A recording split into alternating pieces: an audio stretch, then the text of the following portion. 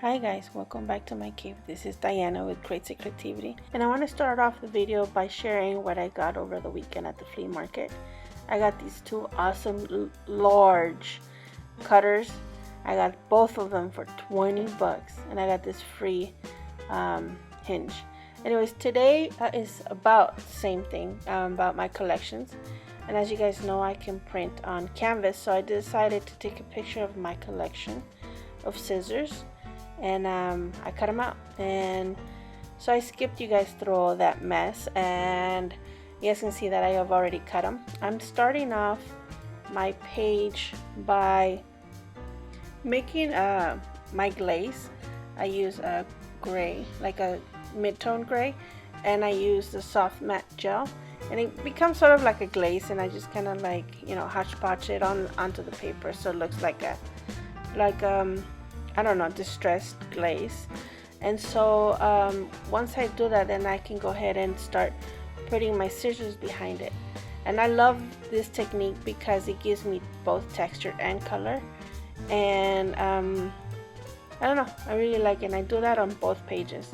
Once it's dry, I go back with my glue and I start gluing all my things. Now I want to put a lot of glue in there because it's a canvas material, so it's a little heavier, and I just want to make sure it's attached there really well because it tends to maybe peel off if you don't glue it really well. I've done it where I've seen like stuff flying off my journals, and I'm like, what's going on? It's because the canvas absorbed the glue, and it didn't like leave enough to bond it to the paper. I don't know the chemistry behind that or whatever, but once I figured out the arrangement of my scissors, I start gluing them together. And so I kind of wanted to use my collage or my collection of scissors, but at the same time I wanted to make some kind of like, not art, but like a piece of like a display.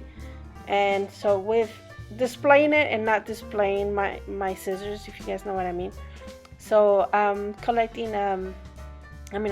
gluing my collection down in my collection journal. Remember that in this journal I'm putting all the collections that I keep here at my cave. I want to make sure you know, I love grabbing new items for my new collection, so I wanted to like celebrate every time I get something, and I didn't know how to celebrate it. So from this point on, I'm thinking, well, the goal is to take a picture of it and put it onto my journal. So, but I also wanted to put already what I had in a sense. So this is my way of saying this is what I have, and I'm gonna celebrate every other thing that I add on to it. I don't know, I'm crazy.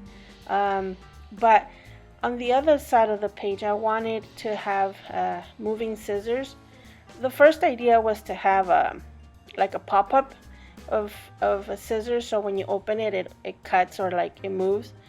But the more I drew the scissors and I got into them, the more I got like not harder, but it kind of changed the way it was going. I know that must happen to you guys where you guys are like saying, okay, you guys gonna have a plan, and then like plans change because something in it inspired to do something. Anyway, so to get my scissors as accurate as I could, I'm going to make one half of it first, then cut it out, and once I cut it out, I flip it onto the other. I'm going to flip it, and I'm going to use that as the other side, so I don't have to like recreate the whole scissors again or draw it. This is hand drawn, so you know, I don't want to go through that process again. I like drawing, but sometimes I just want to get to the point and just get it done.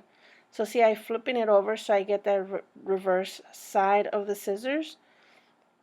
And once I do that, I'm able to have almost an exact replica of the other side, and that way my scissors look balanced. And making sure that I know that it's the opposite side, and once I put them together, if you don't forget that, then you're good. You're golden. Because I've done scissors where I forget and I end up having these awkward looking scissors.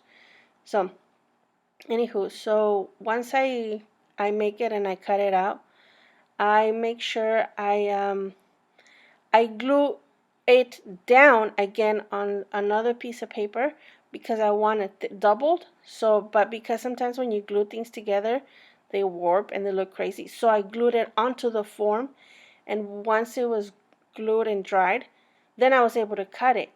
Well, before I cut it, I have this mixture of air dry clay and glue. So I make like sort of like a paste with it, and I decided to kind of make it a relief. My scissors are gonna be like a 3D dimensional, and this is just simply following the lines, staying between the lines, and that's it. Pretty much, it's just air dry clay. I actually use the Crayola brand because I share with my 4-year-old daughter, and this is how I use it. Now it doesn't crackle or crack off if you put glue down on your paper, and also if you mix it with glue. So now you have this thick, very hard air dry clay, and I really like working with it because afterwards you could also like carve it out. Some of it you can kind of clean it out with some tools, or you could also sand it.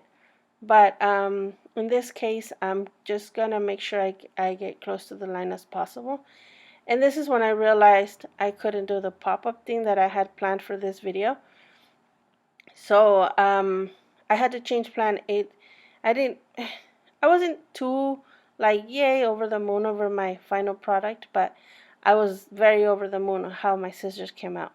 I don't know if you guys know what I mean, but once I figured out how to put all my air clay and have all my glue on it, I mean, all how, stay in between the lines and let it dry overnight. You guys have to let it dry overnight. You guys cannot use a heat gun on this.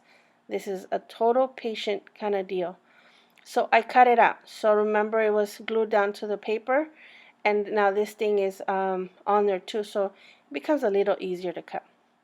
Once I did that, I went back with my glue and I gave it like a thin coat of glue, just so I don't have any, like, making sure that I have everything secured down and I don't have any cracks, and just to give it that little bit more reinforcement on it. Then I go back with my black gesso and I prime or gesso my scissors.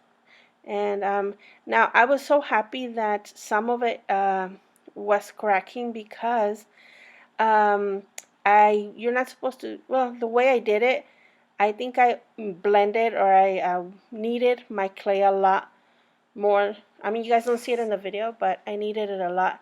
You're not supposed to knead it that much because you kind of start drying it and it starts like cracking as you have it in your hand. That's why I put it in the little baggie so it stays a little moisture for a longer time, because I noticed I had it out too long and it was beginning to dry. I was trying to avoid it by keeping it in a baggie, but it still cracked a little bit, but I was actually very happy with the results. Um, I'm usually more careful about it, but in this case, I was very happy because it gives me texture on my scissors. So I go back with my silver paint. I think these I get at Walmart. And I go back and it's not like an air dry, but I don't paint it, if you guys know what I mean. I kind of air dry it. And remember that these metallic paints, you gotta like shake a lot because the whole pigment or the metal, the glycerin, or I don't know what the heck, it separates, and it wouldn't. I don't know if you guys noticed how I like went back at it again and again, because I was able to see that all I was painting was like nothing. So that's how you know that your paint has separated. And make sure you go back and really shake it down so that you get all your full paint on your brush. And so once I do that, once my scissors are completely covered in silver paint, I go back and I do my rust rusting technique where I go back and do different kinds of colors and different uh, depthness, and I just play with it. I know you guys saw me playing like this sort of in my other video where I did a display for my tags where you're able to flip through the pages and see more tags on one frame. And so anyways, on this one I go back and the same thing, I think of where would it be, where would the scissors be rusted, where would the most damage be, or where, I don't know, where would it look nice and it accentuate also the shape of the scissors. So I go back and I did brown first, then I go the red with the rust and the iron, then I go back to different colors, and you guys see me playing with them. Now in reality you don't have to like do the rust colors, you just have to like give it wear, like the material or whatever the scissors made out of has been worn out and it's just a different color, and it doesn't really have to be a rusty color. It can be any color as long as you're signifying that your item is worn out, is used, is old, and it's falling apart somehow and colors are changing. And that's how you can tell something's old, when the colors on certain areas are either falling off, wearing off, died down, cracked off, they're just a different color. It doesn't necessarily have to be rust. But, that's what I did. So, after all my spiel, I decided to be like normal and typical and go with rust. Anyways, I have this tape, metallic tape, it's very thick. I don't know what it is made out of, but I think I've seen it for people that seal the cracks of the window when they're doing construction on a house. I think that's what they use it for. But I love to use it for metallics or like mirrors or reflections. And I wasn't too happy how I showed you guys how the scissors look really nice. And they work really good. I mean, they're not sharp at all or anything, but they work like scissors. I did it, I used what are they called, the little butterfly little screws, and I just made a hole in the middle and I popped it in. So after I do that, I go back with my acrylic paint and with my brush, and I just do like dotted cut lines, and I figure out where I want my scissors. Like I said, things changed and I wasn't too sure how I wanted to put my scissors. And here off screen, I'm distressing the shiny part just because it looked too weird just to be all shiny. So I just put a little bit of watered down black, and that's it. I just put it on my blade to give it that, how scissors have that little edge. So I was just doing that, and here I keep on doing my dotted lines, my cut lines, I guess, and that is it. This is how I finish all my thing. I decided finally at the end where to put my scissors, but before I do that, I go back with my watered down black and I do my edges and distress my paper a little bit. You remember, because I have that glaze pattern back and forth, it gives me that texture where I can go back with black and it catches on that texture and it gives me more texture. I'm like a texture person, and if you're missing texture, you're missing a lot. Like, I don't know, I just love texture. And so I went back with my watered down black all around my display and kind of united both pages with the black watered down. If you guys like this video, please consider giving it a thumbs up and also subscribing to my channel. I have a lot of crafty stuff, not just like journaling. It does relate a lot to journaling, but I am a little crazy artist and I do tend to go all over the place. So I have, other projects coming up. And so this is how I decided. I glued my scissors down, I cut into my paper, and I cut half of the blade off. And that's where my picture of the future scissors that I would get. And if you guys remember, we do have a fuzzling living around in my cave, and this is his footprints. I made a footprint stamp out of foam.